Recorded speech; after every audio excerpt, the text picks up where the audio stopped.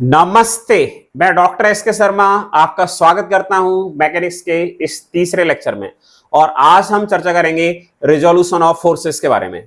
तो चलिए समझते हैं इस शानदार टॉपिक को।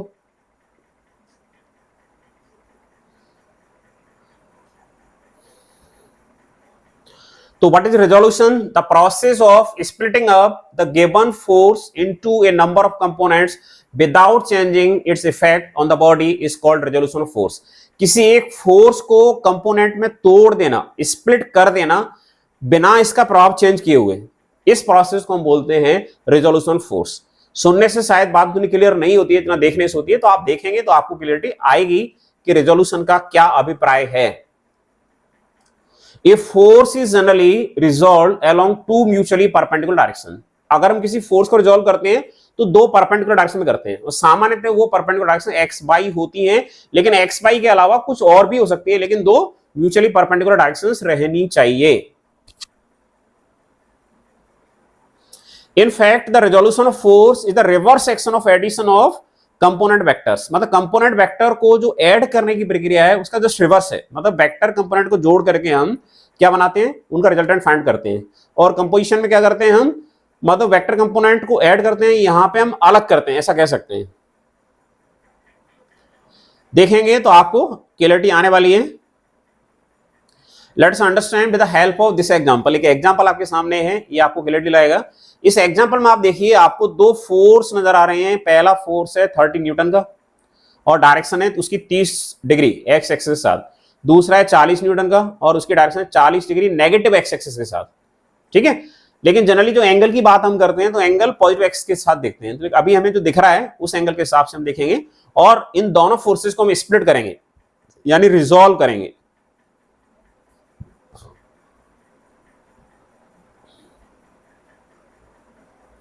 First let us resolve force of 30 Newton. सबसे पहले हम 30 न्यूटन के फोर्स को रिजॉल्व कर रहे हैं।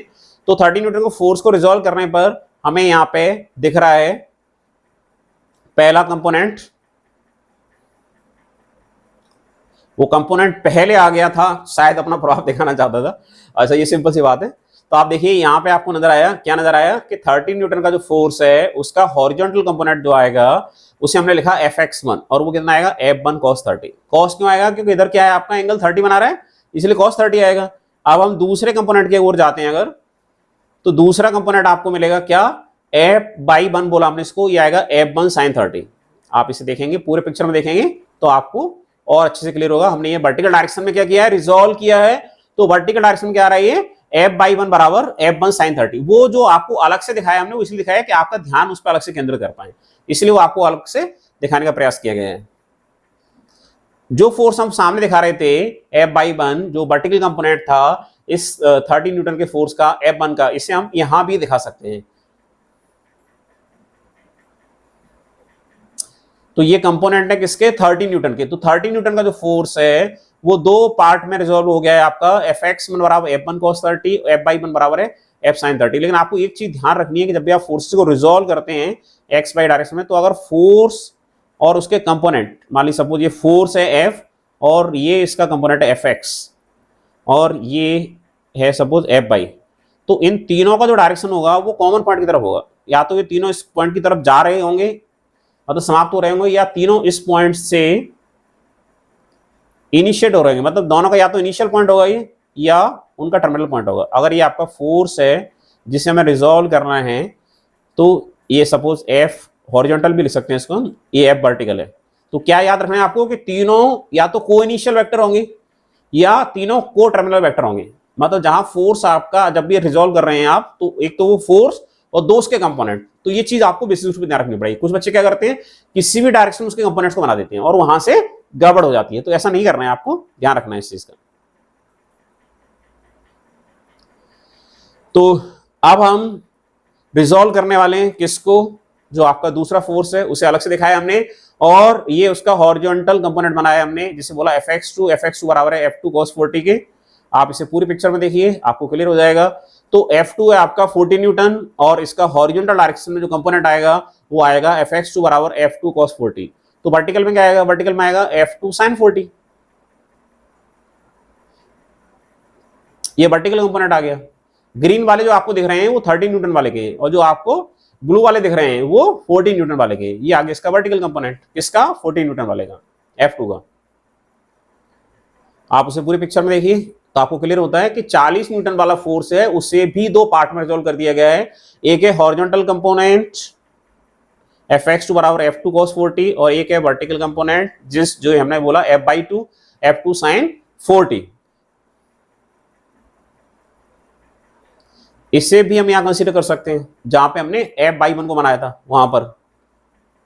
ये अलग से आपको पूरी पिक्चर दिखाएगी। अब आप इसको टोटलिटी में देखिए पिक्चर को, तो आपको क्लियर हो जाता है कि आपका जो F2 है 40 न्यूटन का जो फोर्स है वो भी दो कंपोनेंट में रिजॉल्व हो गया है। एक आपका हॉरिजॉन्टल कंपोनेंट जो आपको दिख रहा है पिक्चर में, एक तो हॉरिजॉन्टल कंपोनेंट नजर आ रहा है आपको F2 cos 40, और ये वर्टिकल कंपोनेंट यहां पर, ये वर्टिकल कंपोनेंट है, this is the vertical component, right.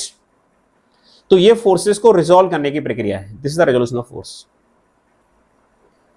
अब हम ये रिजोल्यूशन करते क्यों है? हम ये रिजोल्यूशन करते हैं रिजल्टेंट फाइंड करने के लिए। तो रिजल्टेंट कैसे फाइंड करते हैं जरा देख लीजिए यहाँ पे। तो हमने यहाँ पे लिखा सिग्मा एफ एक्स भी लिख सकते हैं हम, और सिग्मा एच भी लिख सकते हैं। तो इसका मतलब होता है summation of all the horizontal forces, या summation of all the forces in X direction, summation of horizontal forces, all the horizontal forces है, हमने शॉर्ट में लिख दिया उसको, summation of all the horizontal forces. लेकिन इसमें ये ध्यान रखना पड़ता है हमें कि जो पॉजिटिव एक्स की तरफ होते हैं उन्हें लेते हैं पॉजिटिव, जो नेगेटिव एक्स की तरफ होते हैं उन्हें लेते हैं नेगेटिव। जब वर्टिकल करते हैं तो ऊपर बाई होता है पॉजिटिव, तो ऊपर की ओर लेते हैं बाई को पॉजिटिव, नीचे हम लेते हैं बाई को नेगेटिव। तो सिग्मा एफ एक्स का मतलब है एक्स की दिशा में जो फोर्सेस काम कर रहे हैं उनका समेशन। तो आपने डायग्राम में देखा कि एक्स की दिशा में कौन कौन से फोर्सेस काम कर रहे थे। एक्स की दिशा में दो फोर्स थे, F1 cos 30 और F2 cos 40। तो सिग्मा एफ एक्स को हम लिख सकते हैं, F1 की वैल्यू कितनी है 30, तो 30 cos 30 माइनस 40 cos 40। तो इससे हमें मिल जाएगा सिग्मा एफ एक्स। क्यों रिजॉल्व करते हैं हम, और इसकी वैल्यू आ गई है -4.66 न्यूटन आपको नजर आ रही है। कैलकुलेटर से आप बड़ी सहजता से कैलकुलेट कर सकते हैं, साइंटिफिक कैलकुलेटर से आपको आ जाएगा। एग्जाम में साइंटिफिक कैलकुलेटर अलाउ रहता है, जो बीटेक के एग्जाम रहते हैं वहां पर, या डिप्लोमा वाले एग्जाम में। तो ये डायग्राम तो आपने देखा हुआ है। यहाँ पे हम क्या कर रहे हैं, जो रिजोल्यूशन क्यों किया गया था उसका पर्पस जानने की कोशिश कर रहे हैं। हमने हॉरिजॉन्टल फोर्सेस का समेशन ले लिया है। अब सेम वर्टिकल फोर्सेस के लिए करेंगे हम। अब हम वर्टिकल फोर्सेस का समेशन लेंगे। तो वर्टिकल फोर्सेस को हम सिग्मा एफ बाई लिखते हैं, या सिग्मा वी भी लिख देते हैं। सिग्मा वी का मतलब है summation of all the vertical forces, या algebraic sum of all the vertical forces, summation of vertical forces. दोनों लिख सकते हैं हम, सिग्मा एफ बाई भी लिख सकते हैं और ऐसा भी लिख सकते हैं, दोनों का मतलब एक ही है। तो बाई की दिशा में कौन से फोर्स हैं, F1 sin 30 ऊपर की ओर था, तो ऊपर बाई पॉजिटिव होता है। F2 sin 40 ये भी ऊपर की ओर था, तो ये दोनों पॉजिटिव ले गए। अगर इनमें से कोई भी नीचे की ओर होता तो उसको नेगेटिव लिखा जाता, क्योंकि नीचे बाई क्या होता है, नेगेटिव होता है। तो F by summation F by जो आ गया है वो आ गया 30 sin 30 प्लस 40 sin 40, और इससे जब हमने सॉल्व किया तो इसकी वैल्यू मिल रही है हमें 40.71 न्यूटन। आप कैलकुलेटर से फाइंड कर सकते हैं इसको आसानी से, सहजता से। ये आप देख सकते हैं कि दो आपके हॉरिजॉन्टल फोर्स थे और दो वर्टिकल फोर्सेस थे, मतलब इन दोनों फोर्सेस के जो कंपोनेंट आए थे। तो सिग्मा एफ बाई हमें मिल गया, रिजॉल्व किया हमने, उसके बाद हम इसका रिजल्टेंट फाइंड कर रहे हैं, इन दोनों का रिजल्टेंट फाइंड कर रहे हैं। तो रिजल्टेंट फोर्स जो होता है हमारा, उसके लिए फॉर्मूला है। फॉर्मूला क्या है आपका रिजल्टेंट फोर्स का, सिग्मा एफ एक्स का square plus sigma F by का स्क्वायर। एफ एक्स मतलब एक्स की दिशा में जो भी फोर्सेस थे उनका समेशन, प्लस बाई की दिशा में जो भी फोर्सेस थे उनके समेशन। इनका इंडिविजुअल स्क्वायर हमें लिखना होगा, इससे हमें रिजल्टेंट फोर्स की वैल्यू मिल जाती है। तो ये वैल्यू -4.66 का स्क्वायर जो अभी मिली थी हमें, प्लस 40.71 का स्क्वायर जो मिली थी, और जब इसे सॉल्व करते हैं तो रिजल्टेंट फोर्स आ जाता है हमारा 40.98 न्यूटन। लेकिन इन दोनों का रिजल्टेंट आ गया हमारा 40.98 न्यूटन, लेकिन मैग्नीट्यूड से काम नहीं चलता है, हमें डायरेक्शन बतानी पड़ती है।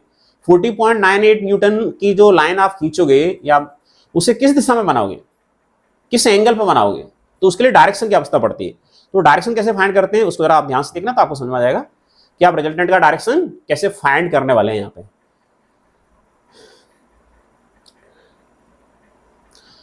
तो डायरेक्शन ऑफ रिजल्टेंट फोर्स के लिए हमारा जो है tan अल्फा बराबर है sigma F by upon sigma F x. ये हमेशा आपको लिखना है tan अल्फा बराबर। तो वो डायग्राम से क्लियर होगा कि कौन सा tan अल्फा और क्या दिख रहा है आपको डायग्राम में, आप देखिए जरा। तो सिग्मा एफ बाई पॉजिटिव आया था इसलिए पॉजिटिव बाई एक्सिस की ओर, सिग्मा एफ एक्स नेगेटिव आया था इसलिए नेगेटिव एक्सिस की ओर। आप कहें कि सिग्मा एफ एक्स अगर सर पॉजिटिव आता तो राइट की ओर लिखते बनाते, बिल्कुल बनाते। ये नेगेटिव आया था ना सिग्मा एफ एक्स माइनस का, सिग्मा एफ बाई आया था पॉजिटिव, तो हमने पूरा कंप्लीट किया पैरेललोग्राम को। जो रेड से नजर आ रहा है हमें वो इनका रिजल्टेंट होगा। क्यों होगा, पैरेललोग्राम लॉ ऑफ फोर्सेस के कारण।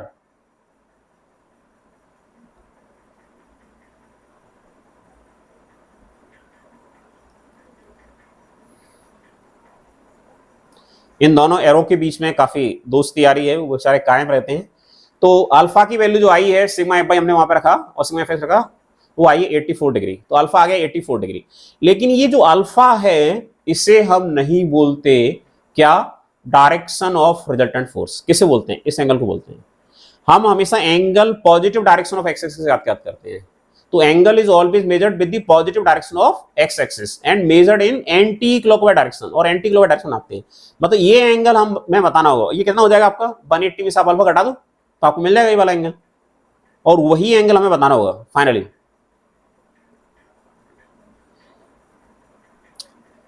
एनिमेशंस के इशू थोड़े हैं लेकिन आप चीज को समझ सकते हैं, उससे कोई दिक्कत नहीं। तो ये जो थीटा है ये बताना है हमें, थीटा वैल्यू कितनी हो जाएगी 180 डिग्री माइनस अल्फा बराबर 96 डिग्री। तो जब हम रिजल्टेंट लिखेंगे तो रिजल्टेंट लिखते समय हमें ये एंगल लिखना है 96 डिग्री। तो 96 डिग्री से हमें पता चल रहा है कि positive direction of x axis के साथ वो 90 डिग्री एंगल बनाता है। तो thank you very much for watching this video. If you have any doubt please right in the comment section. जय हिंद, जय भारत।